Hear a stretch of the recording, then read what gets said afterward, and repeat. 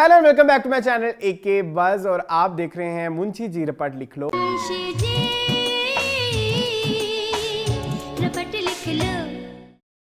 2019 में लॉलीवुड की last movie cinemas में रिलीज हुई।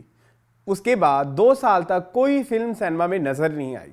फाइनली पहली पाकिस्तानी फिल्म जो पोस्ट कोविड रिलीज हुई 19 नवंबर 2021 में खेल खेल में, आज हम उसके बारे में बात करेंगे। एक जैसा ही प्यार निकलेगा, दिल की ले लें तलाशियां दोनों। एक गलती हुई। फिल्म की कास्ट में शामिल हैं सजल अली, बिलाल अब्बास, मरीना खान, मंजर सहबाई और बेशुमार कैमियोज, जिनमें शामिल हैं शरियार मुनव्वर, जावेद शेख, समीना अहमद, फरहान अली आगा, लैला वास्ती और कुछ गेस्ट अपीयरेंसेस भी हैं, जिनमें शामिल हैं अली जफर और नबील कुरैशी। तुम्हारा देश टूट गया है, अब तुम पाकिस्तान में नहीं। फिल्म के राइटर, प्रोड्यूसर और डायरेक्टर हैं नबील कुरैशी, जो इससे पहले नामालूम अफराद 1 और नामालूम अफराद 2 डायरेक्ट कर चुके हैं। साथ ही साथ लॉर्ड वेडिंग और एक्टर इन लॉ भी नबील कुरैशी ने ही डायरेक्ट की हैं। ढाका फॉल बिला वजह की कंट्रोवर्सी हमें नहीं चाहिए। हिस्ट्री बताना आप लोगों का काम नहीं है। रिवाइवल और पाकिस्तानी सिनेमा के बाद जितने भी डायरेक्टर्स आए हैं, उनमें नबील कुरैशी की फिल्म का खासा ये है कि इनकी फिल्म में काफ़ी एक फिल्मी ट्रीटमेंट नज़र आता है और ऐसी फिल्म फील होती है कि जो सिनेमास के लिए मौजू होती है, रादर देन और डायरेक्टर्स जिनकी फिल्मों में काफ़ी हमें ड्रामा फील आती है। इनकी फिल्में ये ऐसी कोई चीज़ नज़र नहीं आती। This is how our youth is trying to be different and creative by being controversial. खेल खेल में फिल्म फॉलो ढाका के इवेंट्स के 50 साल बाद बनाई गई है, जो एक्सप्लेन और पॉइंट आउट करती है उन इवेंट्स के रियल कल्प्रिट को थ्रू अ प्ले। और प्ले जैसे कि उर्दू में जिसे हम खेल कहते हैं, और इसलिए इस मूवी का नाम भी खेल खेल में रखा गया है। मेरे पास मजीद इसके बारे में कहने के लिए और कुछ नहीं है, तो चलते हैं अपने फॉर्मेट की तरफ। मेरे लिए जितना बड़ा चैलेंज था इस फिल्म को मुकम्मल देखना, उतना ही बड़ा चैलेंज है इसे रिव्यू करना। अपने फॉर्मेट के हिसाब से बहुत मुश्किल है मेरे लिए इसके लिए गुड पॉइंट्स ढूंढना, और बहुत ही मुश्किल है किसी बैड पॉइंट्स को छोड़ना। तो स्टार्ट करते हैं अपनी गुड पॉइंट्स से। गुड पॉइंट्स की लिस्ट काफ़ी लंबी नहीं है। सबसे पहला जो गुड पॉइंट है वो है इसका जॉनरा। रिवाइवल और सिनेमा में मैं जैसे हमेशा बात करता हूँ कि हमारे पास कहीं ना कहीं जॉनरा की बहुत कमी रही है। बहुत कम ऐसी मूवीज़ होती हैं जो कि डिफरेंट टॉपिक को टच करती हैं। तो खेल खेल में वो मूवी है वो जो कि एक डिफरेंट टॉपिक को पे बनाई गई एक मूवी है, तो इसलिए इसे हम एक गुड पॉइंट कह सकते हैं, क्योंकि इससे पहले आज तक कोई फॉलो ढाका पे कोई मूवी बनी नहीं। सो ये एक गुड पॉइंट है। आज़ाद ज़िंदगी गुजारते हुए आज के नौजवान सिर्फ जीत की बात करना चाहते हैं। सेकंड जो इसमें गुड पॉइंट है वो है एक छोटा सा सीक्वेंस है, कोई 5-10-15 मिनट का, जिसमें शरियार मुनव्वर और मंजर सहबाई के सीन्स दिखाए गए हैं। शरियार मुनव्वर बेसिकली मंजर सहबाई का जवानी का पार्ट प्ले कर रहे हैं, और पूरी मूवी में ये वाहिद वो सीक्वेंस था जिसमें आप मूवी में बिल्कुल इंगेज हो जाते हैं और बिल्कुल मूवी के इमोशंस के साथ अटैच हो जाते हैं। सो गुड पॉइंट में इसको भी हम शामिल करेंगे। इन बातों का कोई फायदा नहीं है बेटा, तुम्हारे बाबा तुम्हें बांग्लादेश नहीं जाने देंगे। अब हम बात करते हैं इसके बैड पॉइंट्स के बारे में, जिसकी लिस्ट काफ़ी लंबी है। किसी भी मूवी को रिव्यू करने से पहले या किसी भी मूवी को देखने से पहले हमारे दिमाग में कोई 5 चीज़ें होती हैं जिनके अराउंड वो मूवी घूमती रहती है, और अगर वो 5 चीज़ें अच्छी हों तो वो मूवी काफ़ी अच्छी, अदरवाइज काफ़ी बुरी होती है। और वो 5 मेजर चीज़ें होती हैं: मूवी की डायरेक्शन, मूवी की प्रोडक्शन, मूवी का स्क्रीन प्ले, मूवी में एक्टिंग और मूवी का म्यूज़िक। लेकिन अनफॉर्चुनेटली इन 5 डिपार्टमेंट्स में ये मूवी बुरी तरह फेल हुई है, और अब हम एक एक करके एक बैड पॉइंट्स के बारे में हम बात करेंगे। नंबर 1 हम बात करते हैं मूवी की डायरेक्शन के बारे में। मूवी की डायरेक्शन काफ़ी फ्लॉज से भरी हुई है। आपको काफ़ी कॉन्टिन्यूटी के इश्यूज आते हैं, और आपको ये भी मसला पेश आता है कि इसका पिछला सीन और अगला सीन, उनकी आपस में कोई कनेक्टिविटी नज़र नहीं आती। बीच में ऐसा लगता है काफ़ी सीन खाए हुए हैं। यूजुअली जब हम फिल्म देखने जाते हैं तो आप जो ड्रैग मूवी होती है आपको ईजिली पता लग जाता है कि काफ़ी ड्रैग है, लेकिन ये ड्रैग का ऑपोजिट थी। काफ़ी सीन्स आगे भाग रहे थे, कुछ समझ नहीं आ रहा था स्टोरी कहाँ जा रही है। तो डायरेक्शन वाइज ये मूवी काफ़ी लूज थी। तुम लोग का आर्ट और कल्चर से क्या नाता है? तुम तो टेररिज्म। अब चूंकि जॉनरा डिफरेंट था तो एग्जीक्यूशन भी हम एक्सपेक्ट कर रहे थे कि नबील कुरैशी लेवल की होगी, लेकिन हमें एज सच एग्जीक्यूशन में वो नबील कुरैशी का टच नज़र नहीं आया जो हमें उनकी पुरानी मूवीज़ में नज़र आता है। आप लोगों को शायद इसकी आदत ना हो, मगर यहाँ पर सब I really want to mention few scenes जिसमें कनेक्टिविटी के हमें इश्यूज नज़र आए। दिखाया ये गया कि सजल अली इस कॉलेज में फ्रेशी होती हैं और बिलाल अब्बास उनके सीनियर होते हैं, और अगले ही सीन में ये दिखाया गया कि फ्रेशी और सीनियर दोनों इकट्ठे बैठ के एक एग्ज़ाम में एक ही पेपर दे रहे हैं। इसके अलावा ये भी दिखाया गया कि सजल अली ढाका में अपने दादा को ढूंढ रही होती हैं।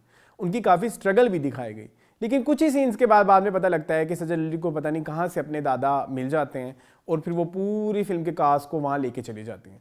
वो कनेक्शन भी कुछ समझ नहीं आया।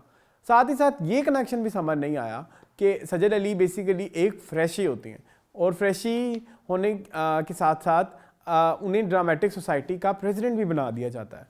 हमने तो आज तक कॉलेजेस में या किसी भी यूनिवर्सिटी में नहीं देखा कि कोई फ्रेशी आते साथ ही किसी ड्रामेटिक सोसाइटी का प्रेसिडेंट बन जाए।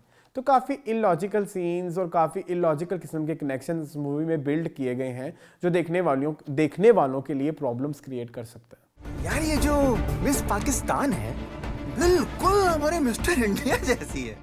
सेकेंड जो इसका बैड पॉइंट है वो है इसका स्क्रीन प्ले। अच्छा स्क्रीन प्ले वो होता है जिसमें आप कहानी के साथ बिल्कुल इंगेज हो जाते हैं, लेकिन जब मैंने पहले पॉइंट में आपको बताया कि जब आपको कनेक्शन ही किसी सीन में नज़र नहीं आ रहा तो आपको कहीं ना कहीं कहानी भी मूवी की समझ नहीं आती। मेरे लिए तो बड़ा ही मुश्किल था कि मैं मतलब किसी भी सीन के साथ अपने आप को कनेक्ट करना, ना मुझे समझ आ रहा था कि कहानी कहाँ मूव हो रही है और कहाँ इस कहानी ने आगे जाना है, और ना ही मुझे ये भी समझ आ रहा था कि ये कहानी का ऑब्जेक्टिव क्या है और ये हमें कहानी बताना क्या चाहती है। सो स्क्रीन प्ले भी इस मूवी का काफ़ी वीक था। मुझे अटके पूरे पाकिस्तानियों से मिलना है। हम तो पाकिस्तान में ही थे बेटा, ईस्ट पाकिस्तान। थर्ड जो इसका बैड पॉइंट है वो है इसकी प्रोडक्शन वैल्यू। एक चीज़ जो हमें रिवाइवल के बाद नजर आई वो ये कि जो पाकिस्तानी मूवीज जितनी बनी हैं प्रोडक्शन वैल्यू के हिसाब से मूवी काफ़ी अच्छी थी, लेकिन इस मूवी में हमें प्रोडक्शन वैल्यू का सही एक कमी नज़र आई, क्योंकि डबिंग के लिहाज से ये मूवी इतनी वीक थी। और इसके अलावा अगर आप देखें तो इसमें काफ़ी ब्लर शॉट्स भी थे। प्री प्रोडक्शन पोस्ट प्रोडक्शन पे कोई ख़ास इतनी तवज्जो नहीं दी गई। इवन जो फिल्म के मेन प्रोटैगनिस्ट थे यानी कि सजल अली और बिलाल अब्बास, उनकी स्टाइलिंग पर भी काफ़ी तवज्जो नहीं दी गई। इनफैक्ट मैं कहना चाहूँगा बिलाल अब्बास के जो कपड़े थे वो पिछले साल की जो है कलेक्शन से उठाए हुए कुछ हमारे पाकिस्तान के मशहूर ब्रांड्स हैं उनके कपड़े थे। सो क्योंकि जब हम मूवी देखने जाते हैं तो कहीं ना कहीं एक हमारा ये भी मोटिव होता है कि हम अपने स्टार से इम्प्रेस होते हैं और उन जैसे ड्रेसिंग और उन जैसे स्टाइलिंग करना चाहते हैं, तो उस हिसाब से भी ये मूवी काफ़ी वीक थी। इसके अलावा इस मूवी में VFX भी काफ़ी लो क्वालिटी की थी, क्योंकि मूवी में दिखाना था कि कुछ सीन्स बांग्लादेश में जाके शूट किए गए हैं, लेकिन उधर उनको ग्रीन स्क्रीन यूज़ करके तो दिखाना था, लेकिन वो काफ़ी मुझे इमेच्योर सा लगा। सो ओवरऑल प्रोडक्शन वाइज ये मूवी काफ़ी कह लीजिए कि एवरेज से थे। 50 साल में हमने उस जंग को याद रखने के लिए कितने मॉन्यूमेंट्स और मेमोरियल बनाए। फोर्थ जो इसका बैड पॉइंट है वो है इसमें अदाकारों की एक्टिंग। मंदिर से भाई और शहरयार मुनव्वर की एक्टिंग को छोड़कर जितने भी इसमें अदाकार थे वो काफ़ी मंझे हुए अदाकार थे, जिनमें बिलाल अब्बास हैं, सजल अली हैं। इनकी काफ़ी ह्यूज फ़ैन फॉलोइंग है। इनकी एक्टिंग के काफ़ी लोग चर्चे करते हैं, लेकिन इस फिल्म में उनके ये एक्टिंग के जलवे हमें नज़र नहीं आए। आप इनके करेक्टर्स के साथ कनेक्ट ही नहीं कर सके, यानी कि इतनी लैक ऑफ करेक्टराइजेशन थी इस मूवी के अंदर कि आपको समझ ही नहीं आती कि ये करेक्टर अभी क्या सोच रहा है, ये क्या करेगा, या इसका आगे क्या थॉट होगा। मतलब आपको कुछ सीन्स में लिटरली ऐसे नज़र आता है कि बस वो सीन इसलिए कर दिए गए क्योंकि वो करने थे, उनमें एक्टर्स की कोई ख़ास मेहनत नज़र नहीं आती। अरे जासूस हो तुम लोग।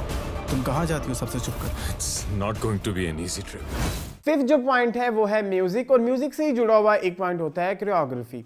ठीक है, फिल्म का म्यूज़िक इतना इम्प्रेसिव नहीं है। मैंने पूरी मूवी देख ली, मुझे अभी तक इस मूवी में कोई एक गाना ऐसा नहीं कि मैं अभी गुनगुना सकूं जो मैं सिनेमा से बाहर निकलूं और मेरे दिमाग में रह जाए। कोई ऐसा उस मूवी में गाना नहीं था। जबकि अगर हम नबील कुरैशी की प्रीवियस मूवीज़ की बात करें तो उनके गाने दी बेस्ट होते हैं। आज भी वो उन मूवीज़ के गाने हमारी शादियों पे चलते हैं, लेकिन इस मूवी में ऐसा कोई एक गाना नहीं था जो मैं बाद में सुनने की ख्वाहिश रखूं। और साथ ही साथ नबील कुरैशी की ही वाहिद वो मूवीज़ होती हैं जिनमें हमें कोरियोग्राफी का कुछ एलिमेंट नज़र आता है जिस पे प्रॉपरली मेहनत हुई होती है। इस मूवी में एक गाना था जिसमें कोरियोग्राफी का एलिमेंट था भी, लेकिन हमें उसमें कोई इतनी वैरायटी नज़र नहीं आई या वो इतना उम्दा नहीं था कि जिसकी मैं तारीफ़ कर सकूं। सो ये भी हमारे लिए एक बैड पॉइंट है।